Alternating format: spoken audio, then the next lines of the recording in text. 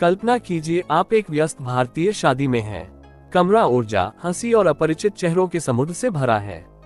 अचानक कोई अंदर आता है और बस ऐसे ही वे पूरी सभा को रोशन कर देते हैं।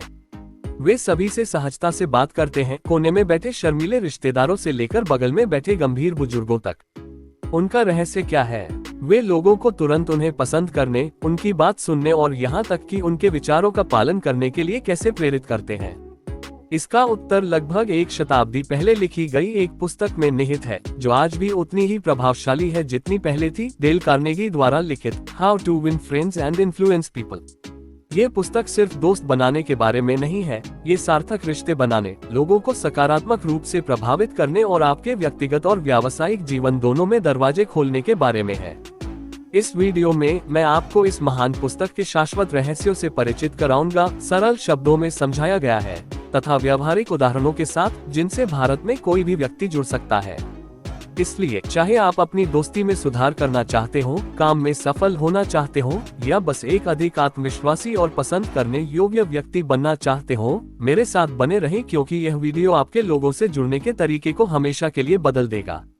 अब जब हम इसके आदी हो गए हैं, तो आइए डेल कार्नेगी की उत्कृष्ट कृति लोगों को संभालने की मौलिक तकनीक के पहले भाग में गोता लगाएं।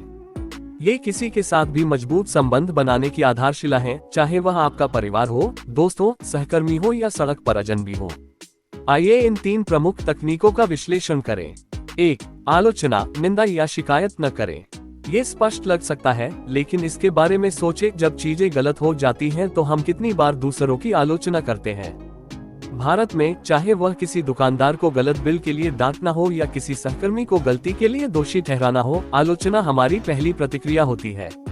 लेकिन कार्नेगी ने चेतावनी दी है कि आलोचना केवल लोगों को रक्षात्मक और नाराज बनाती है। कल्पना कीजिए कि आप अपने मित्र से कहें, आप हमेशा चीजों को बिगाड़ देते हैं, और उनसे प्रेरित होने की अपेक्षा करें। यह शायद ही कभी काम करता है। इसके बजाय ये समझने की कोशिश करें कि उस व्यक्ति ने ऐसा व्यवहार क्यों किया। हर कोई गलतियां करता है और सहानुभूति पुल बनाती है, दीवारें नहीं। 2. ईमानदारी और ईमानदारी से प्रशंसा करें। हम सभी को सराहना मिलना पसंद है ना? लेकिन इसमें दिक्कत यह है कि ये ईमानदार और निष्ठावान होना चाहिए। किसी की सिर्फ चापलूसी करना दिखावा लगता है और लोग इसे तुरंत समझ जाते हैं। इसे आजमाएं। अगली बार जब आप देखें कि आपका सहकर्मी देर तक काम कर रहा है या आपकी माँ कोई अतिरिक्त स्वादिष्ट भोजन बना रही है, तो उन्हें बताएं कि आप वास्तव में उनके प्रयास की सराहना करते हैं। इससे बहुत फर्क पड़ता है। लोग मूल्यवान और मान्यता प्राप्त महसूस करना चाहते हैं। 3. दूसरे व्यक्ति में एक उत्सुक इच्छा जगाएं। इसका अर्थ है ये समझना कि दूसरे क्या चाहते हैं, न कि केवल इस बात पर ध्यान केंद्रित करना कि आप क्या चाहते हैं। उदाहरण के लिए, यदि आप चाहते हैं कि आपकी टीम किसी प्रोजेक्ट को समय पर पूरा करे, तो सिर्फ यह न कहें, ऐसा इसलिए करें क्योंकि मैंने ऐसा कहा है। इसके बजाय उन्हें दिखाएं कि जल्दी खत्म करने से उन्हें कैसे लाभ होता है, शायद अधिक खाली समय, प्रशंसा या पुरस्कार। जब लोग देखते हैं कि उनकी इच्छाएं आपके लक्ष्यों के साथ कैसे संरेखित होती हैं, तो वे सहयोग करने के लिए उत्साहित हो जाते हैं। इसके बारे में सोचें, यदि आप चाहते हैं कि कोई फर्नीचर ले जाने में आपकी मदद करे, तो उन्हें बताएं, अभी मेरी मदद करें।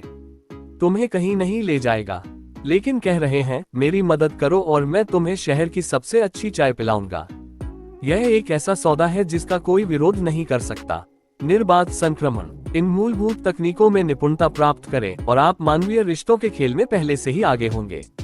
लेकिन आप जैसे लोगों को अगला शक्तिशाली कौशल बनाने के बारे में क्या? आइए पता लगाएं। अब जब आप जानते हैं कि लोगों को दूर धकेले बिना उन्हें कैसे संभालना है, तो यह आपके जैसे लोगों को बनाने की कला सीखने का समय है, एक ऐसा कौशल जो आपके जीवन को हर तरह से बदल सकता है।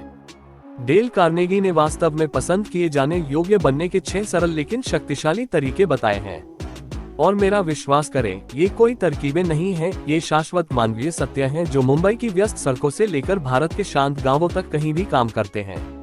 आइए प्रत्येक का अन्वेषण करें। 1. अन्य लोगों में वास्तविक रुचि लें। ये सुनहरा नियम है। लोग बता सकते हैं कि क्या आप सिर्फ परवाह करने का दिखावा कर रहे हैं, और यह बिल्कुल भी उचित नहीं है। उनके परिवार, शौक या यहाँ तक कि उनकी पसंदीदा क्रिकेट टीम के बारे में प्रश्न पूछें। उदाहरण के लिए, यदि आपका मित्र बॉलीवुड से प्यार करता है, तो उनकी पसंदीदा फिल्म के बारे में पूछें और सक्रिय रूप से सुनें। वास्तविक रुचि दिखाने से लोगों को महत्वपूर्ण और मूल्यवान महसूस होता है। 2. मुस्कान। सरल लगता है ना? लेकिन सच्ची मुस्कान की ताकत को कभी कम मत समझिए। ये गर्मजोशी और मित्रता की सार्वभौमिक भाषा है। चाहे आप किसी नए सहकर्मी से मिल रहे हो या किसी दुकानदार से बातचीत कर रहे हो, मुस्कुराहट तुरंत बाधाओं को तोड़ देती है।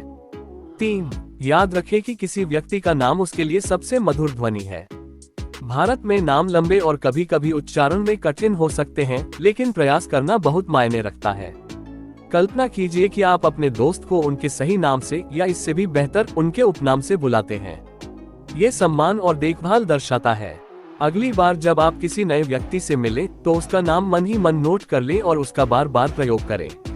4. एक अच्छा श्रोता बने। दूसरों को अपने बारे में बात करने के लिए प्रोत्साहित करें। लोग उन चीजों के बारे में बात करना पसंद करते हैं जो उनके लिए महत्वपूर्ण है। बातचीत पर हावी होने के बजाय खुले प्रश्न पूछें और पूरे ध्यान से सुनें। ये किसी को खुद को प्रतिबिंबित करने के लिए एक दर्पण देने जैसा है और वे इसके लिए आपकी सराहना करेंगे। 5. दूसरे व्यक्ति के हितों के संदर्भ में बात करें। हर किसी में जुनून होता है। शायद ये क्रिकेट, राजनीति या उनके बच्चे की शिक्षा है। पता लगाएं कि दूसरे व्यक्ति के लिए सबसे ज्यादा क्या मायने रखता है और बातचीत को उस दिशा में ले जाएं। उदाहरण के लिए, यदि आप जानते हैं कि आपके बॉस को बागवानी पसंद है, तो उनके पौधों के बारे में पूछें। आप तुरंत एक बंधन बना लेंगे। 6. दूसरे व्यक्ति को महत्वपूर्ण महसूस कराएं और इसे ईमानदारी से करें। ये चापलूसी के बारे में नहीं है, ये दूसरों में मूल्य पहचानने के बारे में है। जब आप किसी के योगदान या गुणवत्ता को ईमानदारी से स्वीकार करते हैं, तो इससे उनमें आप पर विश्वास और भरोसा बढ़ता है। क्या आपने कभी घंटों केवल अपने बारे में बात करके किसी को प्रभावित करने की कोशिश की है? यह एक पार्टी आयोजित करने और अपने मेहमानों को आमंत्रित करना भूल जाने जैसा है। निर्बाध संक्रमण। जब आप वास्तविक रुचि, गर्मजोशी भरी मुस्कान और सम्मान पूर्वक सुनने को एक साथ जोड़ते हैं, तो लोग सिर्फ आपको पसंद नहीं करेंगे, वे आपके आसपास रहना चाहेंगे। लेकिन पसंद करना तो बस शुरुआत है। दूसरों के विचारों और निर्णयों को प्रभावित करने के बारे में आपका क्या विचार है? यह अगला है, इसलिए देखते रहिए। ये व्याख्या स्पष्ट बिंदुओं, सांस्कृतिक प्रासंगिकता और हल्के हास्य के बीच संतुलन स्थापित करती है, जिससे आपके भारतीय दर्शक इन व्यवहारिक पाठों को लागू करने के लिए प्रेरित और संलग्न रहते हैं। ठीक है, अब हमने सीख लिया है कि लोगों को हमें कैसे पसंद करना है, लेकिन जब आप उन्हें प्रभावित करना चाहते हैं तो क्या होगा? उनका समर्थन या सहमति जीते, खासकर जब राय अलग अलग हो। ये डेल कार्नेगी की बुद्धिमत्ता का मूल है, अपने विचारों को थोपना नहीं, बल्कि लोगों को चीजों को अपने तरीके से देखने के लिए धीरे से मार्गदर्शन करना। आइए उनके द्वारा सिखाए गए शक्तिशाली सिद्धांतों पर नजर डालें। 1. बहस से बचें, वे आमतौर पर अनुत्पादक होती हैं। पिछली बार जब आपके बीच गर्मागर्म बहस हुई थी, उस पर विचार करें, क्या आपने सचमुच दूसरे व्यक्ति का मन बदल दिया था? शायद नहीं। इसके बजाय हो सकता है कि आपने हालात को और बदतर बना दिया हो। कार्नेगी कहते हैं, बहस मत करो, इसके बजाय समझने और सामान्य आधार खोजने का प्रयास करें। उदाहरण, यदि आपका मित्र आपके विपरीत राजनीतिक राय पर जोर देता है, तो लड़ाई में न कूदें। ध्यान से सुनें, उनके विचार को स्वीकार करें, फिर धीरे से अपना दृष्टिकोण साझा करें। 2. दूसरे व्यक्ति की राय के प्रति सम्मान दिखाएं, कभी न कहें आप गलत हैं। किसी को भी यह कहा जाना पसंद नहीं है कि वे गलत हैं, है ना? खासकर भारत में, जहां सम्मान और इज्जत बहुत मायने रखते हैं। यदि आप किसी को समझाना चाहते हैं तो पहले उनके दृष्टिकोण का सम्मान करें। स्पष्ट रूप से कहने के बजाय आप गलत हैं, प्रयास करें, यह एक दिलचस्प बात है। क्या मैं एक और दृष्टिकोण साझा कर सकता हूँ? ये दृष्टिकोण बचाव को कम करता है और बातचीत का द्वार खोलता है। 3. यदि आप गलत हैं, तो इसे तुरंत और दृढ़ता से स्वीकार करें। यह आश्चर्यजनक लग सकता है, लेकिन अपनी गलतियों को स्वीकार करने से सम्मान और विश्वास अर्जित होता है। कल्पना कीजिए कि आपने एक परियोजना को पूरा करने का वादा किया था, लेकिन समय सीमा से चूक गए। ईमानदारी से स्वीकार करें और कहें, मैं गलत था और मैं इसे इस प्रकार ठीक कर रहा हूँ। लोग बहानेबाजी से ज्यादा ईमानदारी का सम्मान करते हैं। 4. मैत्रीपूर्ण तरीके से शुरुआत करें। कोई भी कठोर व्याख्यान नहीं सुनता। बातचीत गर्मजोशी और दयालुता के साथ शुरू करें। चाहे वह बॉस हो या आपके माता पिता, कठिन विषयों को मुस्कुराहट और नर्म लहजे के साथ हल करें। ये चर्चा के लिए सकारात्मक माहौल तैयार करता है। 5. दूसरे व्यक्ति को तुरंत हाँ हाँ कहने पर मजबूर करें। कार्नेगी का सुझाव है कि उन बिंदुओं से शुरुआत करें जिनसे दूसरा व्यक्ति सहमत हो, इससे गति बनती है। उदाहरण के लिए, हम दोनों कंपनी के लिए सर्वश्रेष्ठ चाहते हैं, या आप अपने परिवार की बहुत परवाह करते हैं, है ना? एक बार जब वे सहमति दे देते हैं तो अपने विचारों को प्रस्तुत करना आसान हो जाता है। 6. दूसरे व्यक्ति को खूब बातें करने दें। लोग यह महसूस करना पसंद करते हैं कि उनकी बात सुनी जा रही है। उन्हें अधिक बोलने तथा अपने विचार पूरी तरह साझा करने के लिए प्रोत्साहित करें। कभी कभी अच्छी तरह से सुनकर आप उन्हें धीरे धीरे अपनी सोच की ओर मार्गदर्शन करने के लिए सुराग पाते हैं। 7. दूसरे व्यक्ति को यह महसूस करने दें कि यह विचार उनका है। यह एक मास्टर स्ट्रोक है। जब आप लोगों को यह महसूस कराते हैं कि आपका सुझाव उन्हीं की ओर से आया है, तो वे उस विचार के समर्थक बन जाते हैं। उदाहरण के लिए, ये कहने के बजाय कि हमें यह नया उत्पाद लॉन्च करना चाहिए, कहें, आप कुछ नया करने के बारे में क्या सोचते हैं जो अधिक ग्राहकों को आकर्षित कर सके। 8. चीजों को दूसरे व्यक्ति के दृष्टिकोण से देखने की ईमानदारी से कोशिश करें। सहानुभूति आपका गुप्त हथियार है। उनकी चुनौतियों और इच्छाओं को समझना आपके तर्कों को मजबूत और दयालु बनाता है। 9. दूसरे व्यक्ति के विचारों और इच्छाओं के प्रति सहानुभूति रखें। भावनाओं को स्वीकार करने से विश्वास बढ़ता है। ऐसी बातें कहें, मैं समझता हूं कि आप ऐसा क्यों महसूस करेंगे। 10. महान उद्देश्यों के लिए अपील। लोग खुद को अच्छा और उदार समझना पसंद करते हैं। अपने विचारों को उनके उच्च मूल्यों, ईमानदारी, निष्पक्षता, दूसरों की मदद करने के लिए तैयार करें। 11. अपने विचारों को नाटकीय बनाएं। अपने विचारों को जीवंत और दिलचस्प बनाएं। अपनी बात को यादगार बनाने के लिए कहानियों, उदाहरणों या यहाँ तक कि थोड़े से नाटक का उपयोग करें। 12. एक चुनौती को नीचे फेंकें। लोग चुनौतियों का सामना करना पसंद करते हैं, इससे प्रेरणा और गर्व की भावना पैदा होती है। उदाहरण के लिए, मेरा मानना है कि अगर हम साथ मिलकर काम करें तो हम इस तिमाही में बिक्री में 20% की वृद्धि कर सकते हैं। क्या आप इसके लिए तैयार हैं? याद रखें, जोर से चिल्लाकर बहस जीतने की कोशिश करना गर्म हवा उड़ाकर चाय को ठंडा करने की कोशिश करने जैसा है। ये काम नहीं करता है। इन तकनीकों का अभ्यास करके आप सिर्फ बहस ही नहीं जीतेंगे, आप सम्मान, सहयोग और वास्तविक प्रभाव भी जीतेंगे। लेकिन आप दूसरों के अहंकार को ठेस पहुंचाए बिना उनका नेतृत्व कैसे करते हैं? आप दबंग लगे बिना कैसे प्रेरित करते हैं?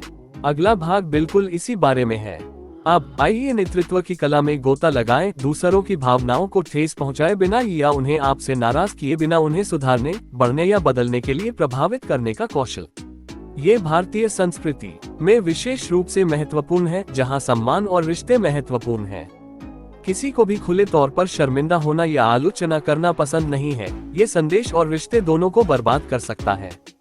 डेल कार्नेगी उन नेताओं के लिए कुछ सुनहरे नियम प्रदान करते हैं जो परिवर्तन को शालीनता से प्रेरित करना चाहते हैं।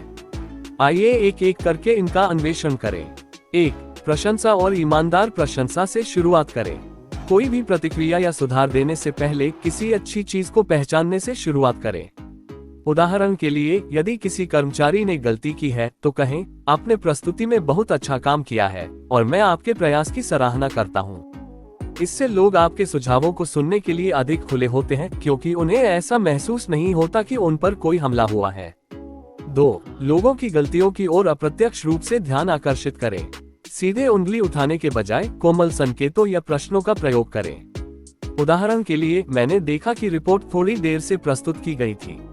आपको क्या लगता है, हम इसमें कैसे सुधार कर सकते हैं? ये रक्षात्मकता के बजाय सहयोग को आमंत्रित करता है। 3. दूसरे व्यक्ति की आलोचना करने से पहले अपनी गलतियों के बारे में बात करें। हर कोई विनम्रता का सम्मान करता है। यदि आप पहले अपनी गलतियों को स्वीकार कर ले तो इससे आघात कम हो जाता है। उदाहरण के लिए, मैं भी समय सीमा से चूक गया हूँ, इसलिए मैं समझता हूँ कि यह कितना मुश्किल हो सकता है। इससे सहानुभूति और विश्वास का निर्माण होता है। 4. सीधे आदेश देने के बजाय प्रश्न पूछें। लोगों को यह महसूस करना पसंद नहीं है कि उन पर हुक्म चलाया जा रहा है। ये कहने के बजाय कि इसे अभी ठीक करें, प्रयास करें, आपके अनुसार इसे संभालने का सबसे अच्छा तरीका क्या है?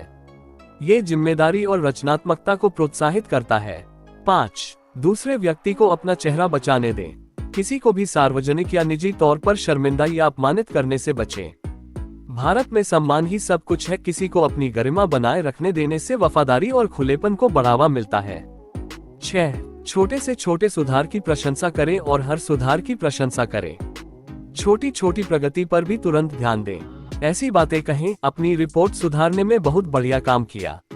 छोटे छोटे प्रोत्साहन लोगों को आगे बढ़ते रहने के लिए प्रेरित करते हैं। 7. दूसरे व्यक्ति को जीने के लिए एक अच्छी प्रतिष्ठा दें। यदि आप किसी से कहते हैं आप एक जिम्मेदार और प्रतिभाशाली व्यक्ति हैं, तो वे उस छवि पर खरा उतरने की कोशिश करेंगे। यह उनके मन में एक सकारात्मक बीज बोने जैसा है। 8. प्रोत्साहन का प्रयोग करें, दोष को सुधारना आसान बनाएं। लोग बड़ी गलतियों से अभिभूत महसूस करते हैं। समाधान को सरल चरणों में विभाजित करें और उन्हें प्रोत्साहित करें। उदाहरण के लिए, मुझे यकीन है कि थोड़े अभ्यास से आप कुछ ही समय में इसमें निपुण हो जाएंगे। 9. आपके द्वारा सुझाए गए काम को करने के बारे में दूसरे व्यक्ति को खुश करें। कार्य या परिवर्तन को उनके व्यक्तिगत लाभ से जोड़ें। उदाहरण के लिए, यदि हम इसे जल्दी खत्म कर दें, तो इस सप्ताहांत आपके पास अधिक खाली समय होगा। याद रखें, किसी समस्या को ठीक करने के लिए किसी पर चिल्लाना अपने तोते को ऊंची आवाज में चिल्लाकर बोलना सिखाने जैसा है, ये काम नहीं करेगा। निर्बाध संक्रमण, दयालुता, सम्मान और प्रोत्साहन के साथ नेतृत्व करके आप उस तरह के नेता बन जाते हैं जिसकी लोग प्रशंसा करते हैं और स्वेच्छा से उसका अनुसरण करते हैं, डर से नहीं बल्कि वास्तविक सम्मान से। और यह न केवल व्यवसाय में बल्कि जीवन में भी स्थायी प्रभाव और सफलता का अंतिम रहस्य है। तो हम पूर्ण चक्र में आ गए हैं। लोगों को कैसे संभालना है ये सीखने से लेकर उन्हें अपने जैसा बनाने, उनकी सोच को प्रभावित करने और अंत में उस तरह का नेता बनने तक जो किसी के अहंकार को चोट पहुंचाए बिना स्थायी परिवर्तन को प्रेरित करता है। ईमानदारी से कहें तो डेल कार्नेगी की पुस्तक मित्र कैसे बनाएं और लोगों को कैसे प्रभावित करें सिर्फ एक किताब नहीं है, यह एक जीवन मैनुअल है। शोर और प्रतिस्पर्धा से भरी दुनिया में ये पुस्तक हमें एक बहुत ही बुनियादी बात की याद दिलाती है। लोग मायने रखते हैं, भावनाएं मायने रखती हैं, और रिश्ते वे जीवन की वास्तविक मुद्रा है। और अंदाजा लगाओ क्या, इन सिद्धांतों को लागू करने के लिए आपको किसी शानदार डिग्री या बैंक में 10 लाख रुपए की जरूरत नहीं है। आपको बस थोड़ी जागरूकता की जरूरत है और आगे बढ़ने की इच्छा की। मैं आपसे कुछ पूछना चाहता हूँ, क्या आपने कभी सिर्फ इसलिए दोस्ती खो दी है क्योंकि आप नहीं जानते थे कि बेहतर संवाद कैसे करें? या फिर आप पदोन्नति से चूक गए क्योंकि आप अपनी टीम का प्रभावी ढंग से नेतृत्व नहीं कर सके? या लोगों से भरे कमरे में अदृश्य महसूस किया? यदि हाँ, तो ये पुस्तक आपके लिए दूसरा मौका है। इसका इस्तेमाल करें, इसे लागू करें, इसे जियो। यदि इस सारांश ने एक भी विचार को प्रेरित किया या आपको एक आहा क्षण दिया, इसे यहीं रहने मत दो। आज के वीडियो से एक सिद्धांत लें और उसे अभी लागू करें। किसी की ईमानदारी से तारीफ करें, अधिक मुस्कुराओ, अधिक सुने, सवाल पूछें। ये छोटे छोटे कार्य बड़े परिणाम लाएंगे। इसके अलावा मुझे नीचे टिप्पणी में बताएं, आप पहले कौन सा सिद्धांत आजमाने जा रहे हैं। मैं जितना संभव हो सके उतने लोगों को जवाब देता हूँ, इसलिए पीछे मत हटो।